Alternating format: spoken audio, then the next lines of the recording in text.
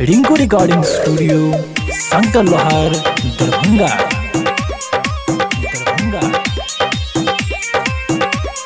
धीरे धीरे चला बम भोला दरबार में, बोल बम बोलत चला चिलम के साथ में। आबा बम बैठ जा पिए के जोगाड़ में, बड़ी भीड़ लागल बम बाबा दरबार में। धीरे धीरे खींचला भांग तनी पीला, कनी कनी सब बम तनी तनी चीखला। धीरे धीरे चला बम भोला दरबार में, बोल बम बोलत चला चिलम के साथ में। आबा बम बैठ जा पिए के जोगाड़ में, बड़ी भीड़ लागल बम बाबा दरबार में। धीरे धीरे खींचला भांग तनी पीला, कनी कनी सब बम तनी तनी चीखला।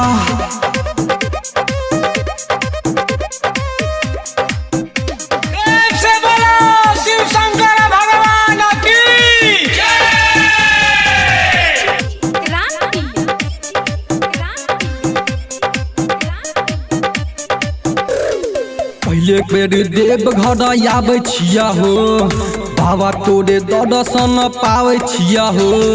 आब नहीं बाबा तू निराश कर हो, सब लेल दानी हमरो दुख हर हो। धीरे धीरे खींचला भांग तनी पीला, कनी कनी सब बम भांग तनी चीखला। धीरे धीरे चला बम भोला दरबार में, बोल बम बोलत चला चिलम के साथ में। आबा बम बैठ जा पिए के जोगाड़ में, बड़ी भीड़ लागल बम भोला दरबार में। धीरे धीरे खींचला तनी साथ पीला, कनी कनी सब बम तनी तनी चीखला।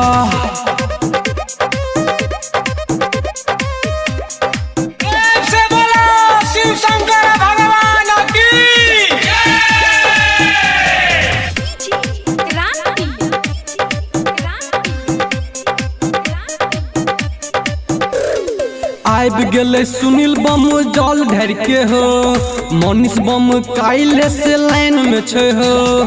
सब बम आपस में लड़े छे, पंकज बम जल ढर के आवे छे। धीरे धीरे खींचला भांग तनी पीला,